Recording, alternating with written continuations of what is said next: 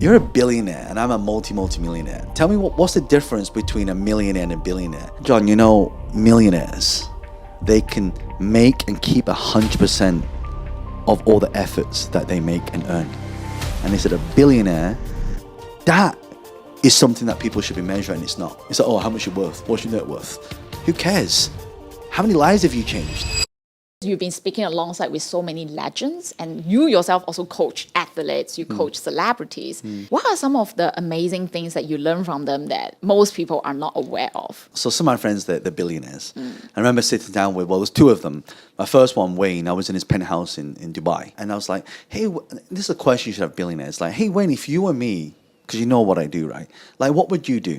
And he said, John, right now, you're an author, you write books, and you go around doing keynote speeches. But all you're doing is getting paid a fee to go and speak on stage. And it's a sizable amount. He said, that's respectable. But how many people do you speak in front of? I mean, the last one you did, I saw you in front of 3,000 people. I said, that's great. He said, wouldn't it be great, instead of charging for a keynote fee, you just pick up 100 businesses? I'm like, say that again. And he said, well, imagine 3,000 people and you just said to people, hey, how many of you have a business in here?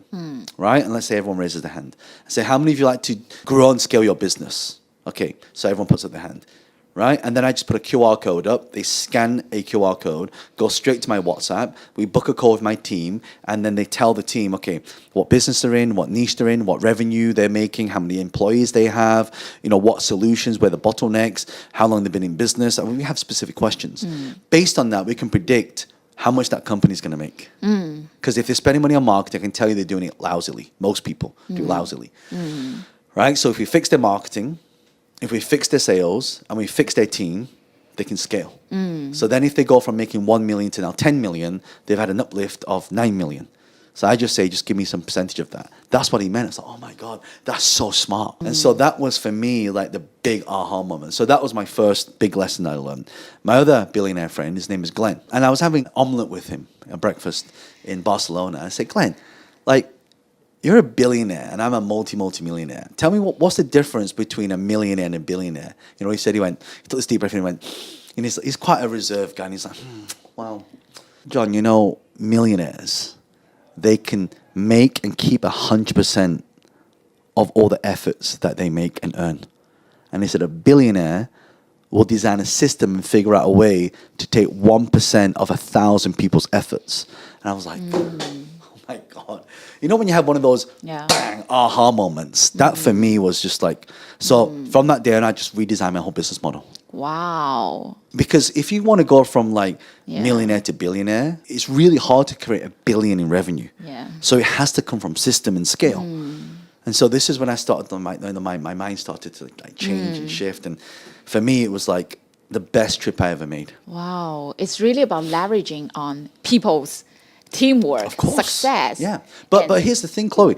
When people start a business, right? They start off in a job. Yeah. We call this level 1. You work on a job. It's great. There's nothing wrong with that, all right? Level 2 is, okay, you have a side hustle. You're kind of doing a job and you're doing this on the side, right? Level 3 is, okay, I'm making some money now. I'm making just enough to replace my income. Now you quit your job, you become a solopreneur, right? Now you're a solopreneur, you start to do business, you have all this time now. You're doing all your marketing, it's going great, but now you're feeling overwhelmed. So you need to start hiring people now. Yeah. So then you become a business owner, right? Now you become a business owner, you kind of take a step back, you let your team do all the incredible work. Now you're making money. Okay, how do you multiply your money? Now you start investing it. Those are the 5 levels that I see when people start to really understand money and business, entrepreneurship, and investing. And along this journey, I'm pretty sure they are full of challenges. Have there been time that you kind of felt like, why am I doing this? Like, I want to quit. All the time. All the time. I'm like, it's so funny because, for example, we'll do a whole tour and it might take like 2 months for the tour. And I look how much money it makes. I'm like, I just need to sell a few properties and it makes the same amount of money. Right? And then I question myself, well, why do I do it? Because buying property doesn't fulfill me.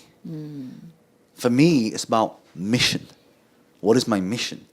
My mission is I want to serve these people because I've been through what they've been through. And another one of my friends said to me, Johnny, we want to become a millionaire, help 1 million people. We want to become a billionaire, help 1 billion people. So now you want to build a system, but why make 1 billion? Right? It's not about the money, it's about the impact. It's about the mission. Wow. that you are trying to impart on the people, because when you leave this world, now you've left something behind other than money. You've left legacy, culture, meaning, purpose, fulfillment. That for me is what jazzes me up. And it's funny because I have an AI that does a full sentiment analysis test. Yeah. And whether some, like, how are people motivated? Some people extremely motivated by money. Some people are extremely motivated by impact and fun. Some people are motivated by data. And some people are motivated by just being an overachiever. Right? So there's these 4 archetypes. And so when I did mine, it's like, it wasn't about money. That's why my CFO would say to me, why are you doing that? It makes no financial sense to fly out there, fly your entire team out there. We don't even cover our costs. I said, but we make massive impact. You see, a lot of people measure people on how much money that person makes. They should be measuring people on how much impact they make. I mean, I'm sure with your podcast, how many lives that you have touched, even though you may have not made millions from that, but imagine all those people's lives who have listened to your message and the guests that you've had on, and it inspired them to take that leap. That is something that people should be measuring. It's not. It's like, oh, how much you're worth? What's your net worth? Who cares? How many lives have you changed? That's what I care about.